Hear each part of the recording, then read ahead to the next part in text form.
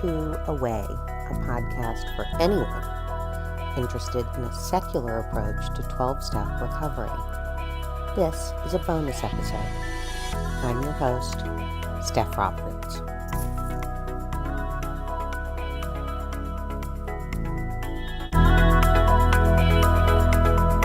It is Saturday morning, December 29th, 2018. I am lying in my cozy bed with my cozy cats. The Hubs is still asleep. And don't ask me why, but I decided to take a peek again at Alcoholics Anonymous Comes of Age. This was first published in 1957. And then again in 1985 by Alcoholics Anonymous Publishing, now known as AA World Services.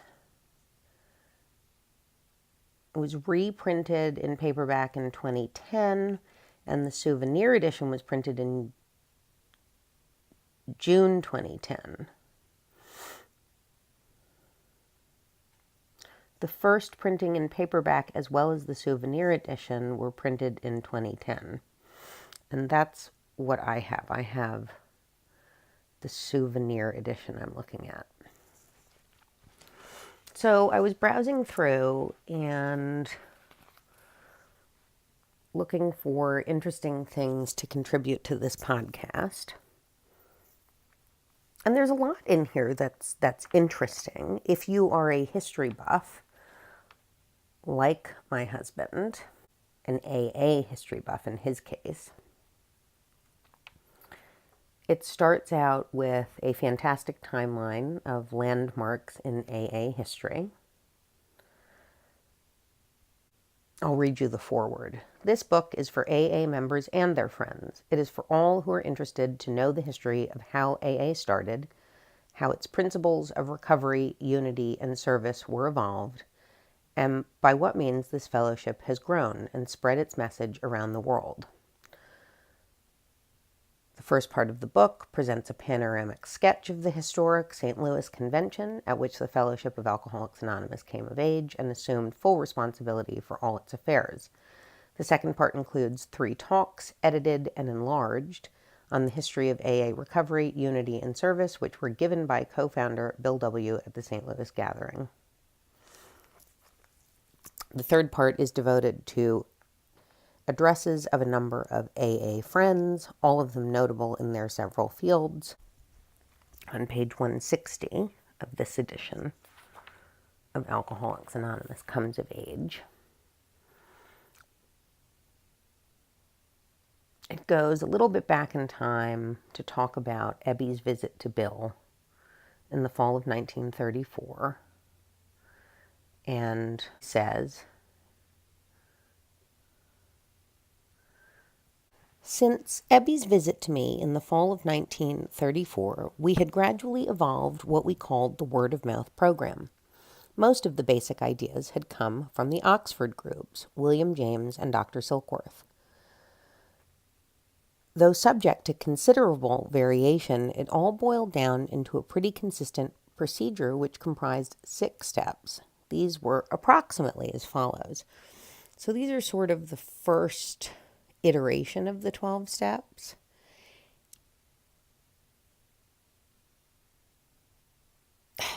And I have to say they are, to me, so much better, so much clearer,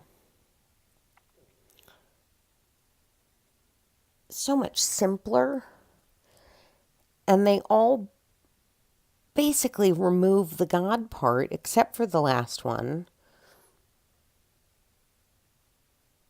And the last one's sort of easy to reframe. 1, we admitted that we were licked, that we were powerless over alcohol. 2, we made a moral inventory of our defects or sins. 3, we confessed or shared our shortcomings with another person in confidence. 4, we made restitution to all those we had harmed by our drinking. 5, we tried to help other alcoholics with no thought of reward in money or prestige. 6, we prayed to whatever God we thought there was for power to practice these precepts. I mean, can we talk about that for a minute?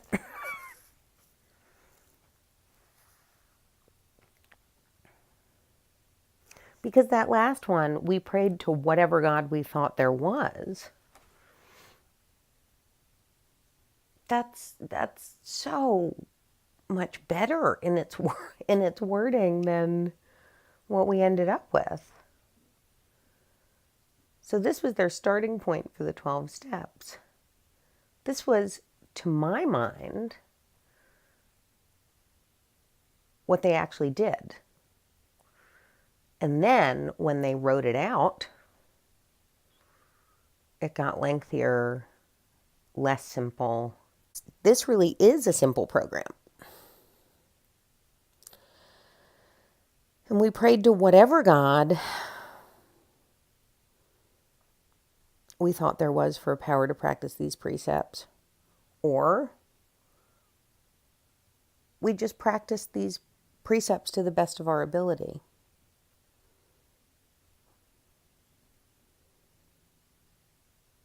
Every time I look at these, I'm sort of shocked by where they began and where they ended up in the writing process. Like, how do you go from something so clear and relatively simple and straightforward to the big book?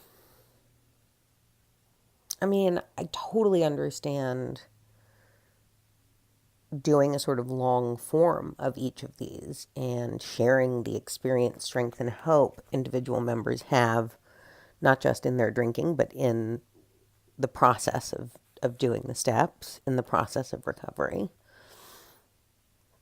But I mean,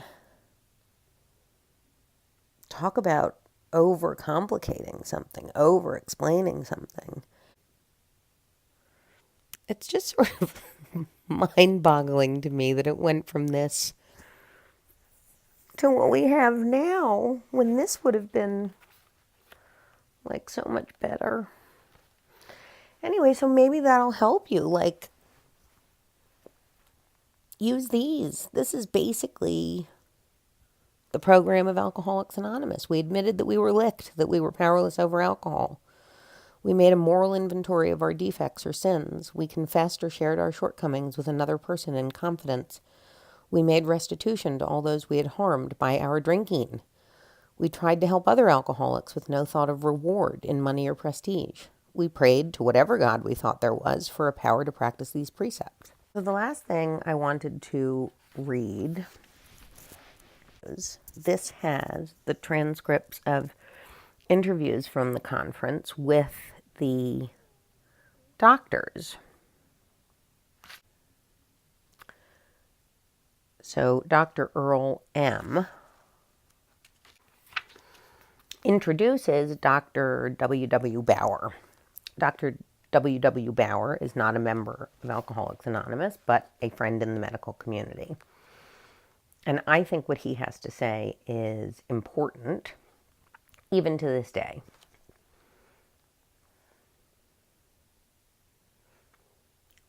Thank you, doctor, for that gracious introduction. I want to assure you that I'm nobody's boss. I'm just one of the hired hands of the American Medical Association, or perhaps I should say, a perambulating loudspeaker. I think my status in the association was expressed one day at an annual meeting in Atlantic City when someone asked me at what hotel I was staying. I mentioned the hotel and he said, "Oh, you're not staying at such and such a hotel where the heads are, you're staying with the shoulders?" As a perambulating loudspeaker, I have faced innumerable audiences. One of my staff told me not so long ago that I had made over 1,000 speeches, which is a magnificent tribute to the long suffering of the American people.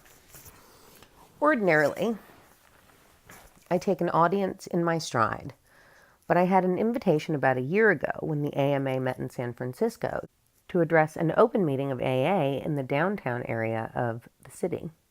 And I admit that I never suffered more trepidation in all my life than I did in anticipation of meeting that audience, because I didn't see any good reason why I should be standing up there talking to you AAs.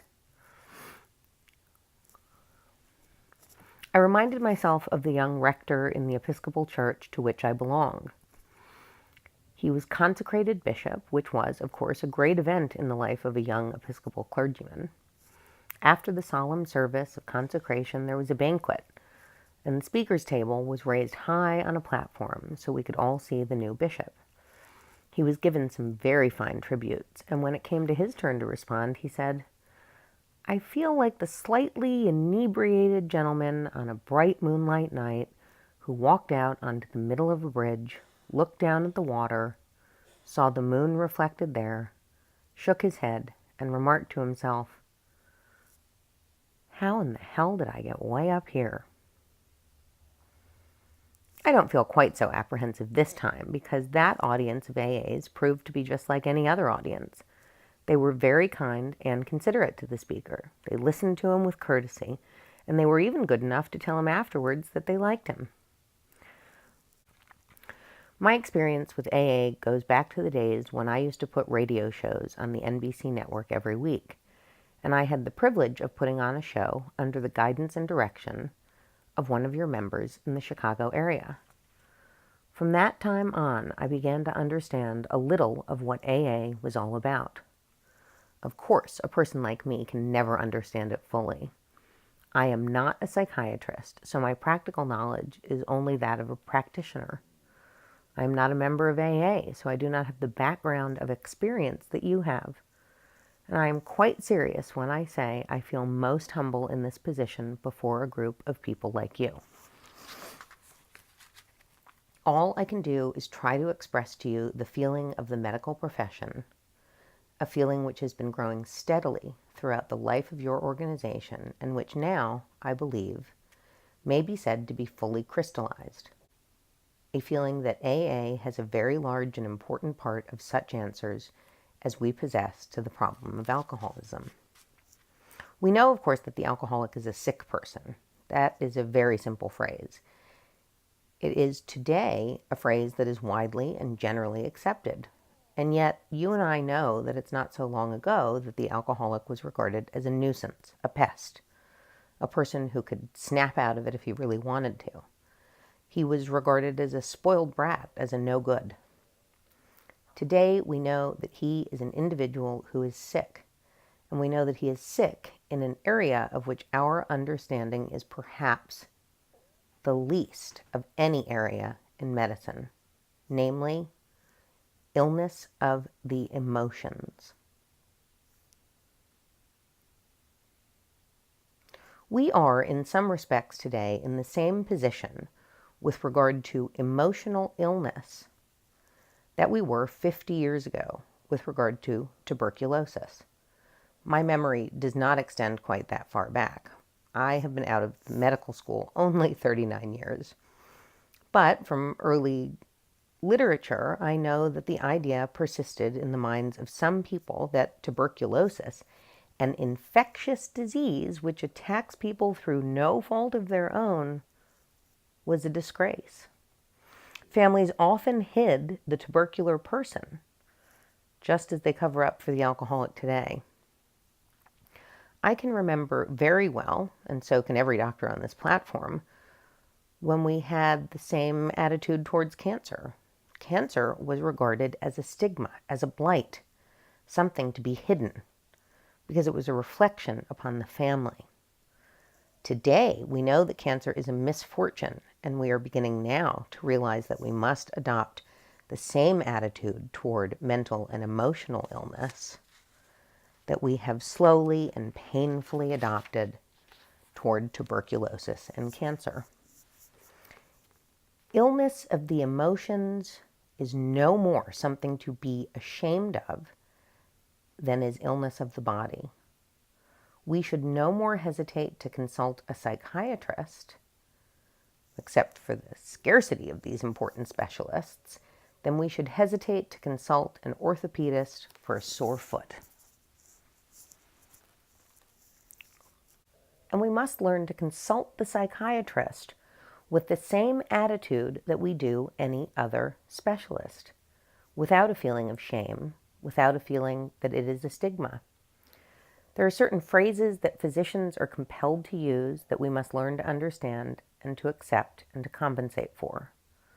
We have to learn in medicine, and the public as a whole is going to have to learn, of the tremendous individual differences among people. Differences in resistance, for example. Some people tire more easily than others. Some people fall victim to infection more easily than others because of differences in their body chemistry. There are marked differences, as you know, in the intelligence of people. And we must also learn to recognize that there are differences in emotional stability. It is no great credit to me as an individual that I am not tempted by alcohol.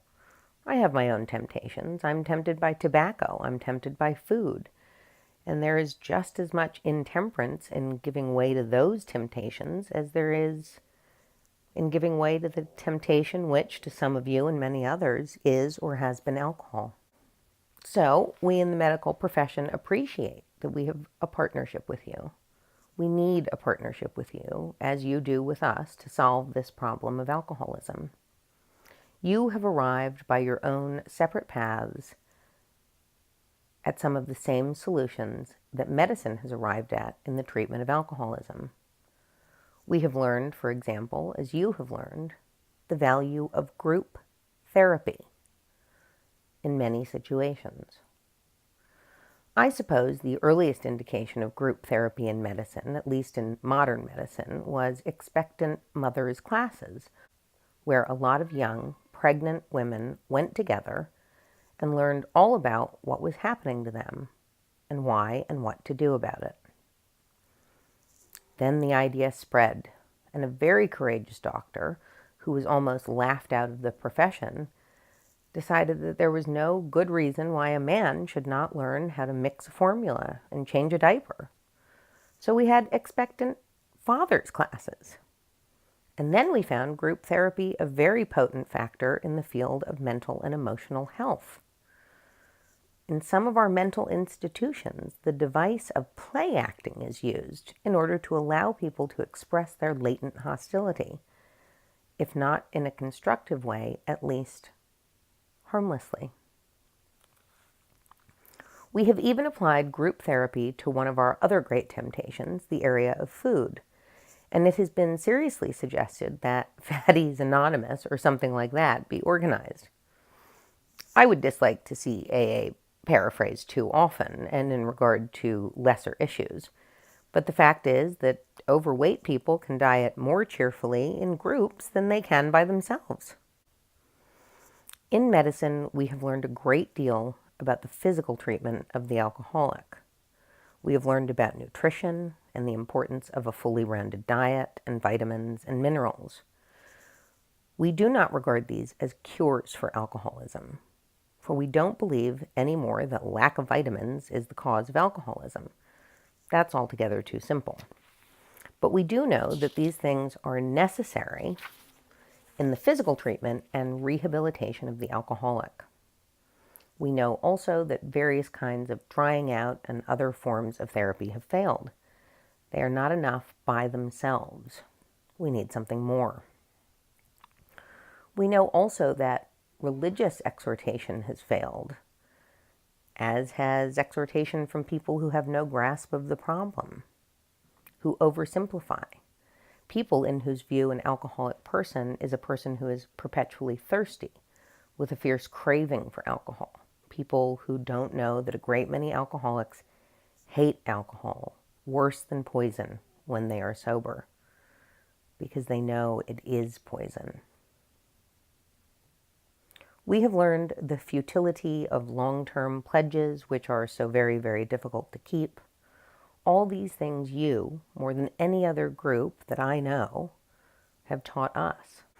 You who have seen what alcohol can do in your lives are working together in groups and individually, and you are making a bigger impression on the problem of alcohol than has ever been made before. A world living under the domination of fear, and a world filled with alcohol and with alcoholic suggestion. And you can see how important it is that people realize what alcoholism really is. A deep-seated emotional illness that must be treated according to psychosomatic principles. Psychosomatic, of course, simply means body and soul. We hear a lot about psychosomatic medicine these days, but let me tell you that any doctor who is worth his salt from the earliest times to these present days was practicing psychosomatic medicine. Sir William Osier said, "It isn't so important what disease the patient has as what kind of patient has the disease." That's one of the things you people have realized. So I come to you here with a great sense of appreciation for your having invited me. I come, as I say, to stand humbly before you and admire your great accomplishments, and to say to you that we, in the medical profession, are confident that these accomplishments will grow bigger and more significant as time goes on, because you have set your feet upon the upward paths. You have held out and are holding out a helping hand to those who need it. I am no psychiatrist, but I have confidence in saying this to you, as I have said to thousands of patients, that the thing we need most of all in this world today is tranquility of mind. Various names have been given to it.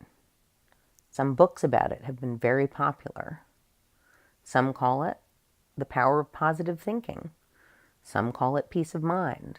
And an organization like yours, in a world that seems to have gone materialistically mad, gives us courage to believe that there is hope, that there is still idealism, that we are going to win out over many, many of our problems, one of the most serious of which is alcoholism.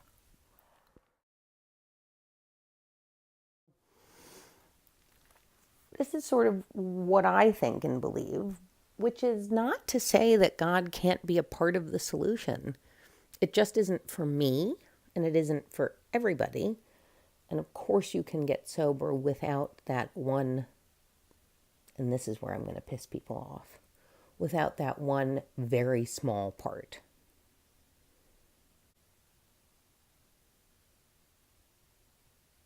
And as you know from previous episodes, I really think there's a lot of mental illness in the rooms of Alcoholics Anonymous.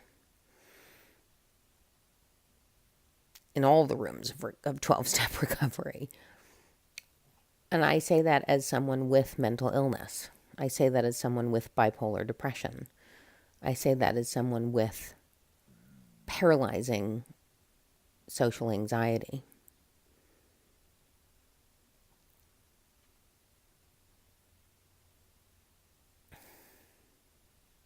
So I don't say it with judgment. I say it with the hope that those of you who are sober and not only struggling with the concept of God, but struggling with life, at least seek the help of others, of people perhaps in the medical community. Talk to doctors. AA may help some to solve some of life's smaller problems, but it cannot solve them all. And it certainly is not a solution to mental illness, nor is it a solution to deeply rooted emotional disturbance and illness. So I beg of you to be fearless and thorough from the very start, not just through the program, in the 12 steps, but through the whole process of healing, which does not end with the 12 steps. No matter what, I promise that together we'll find a way.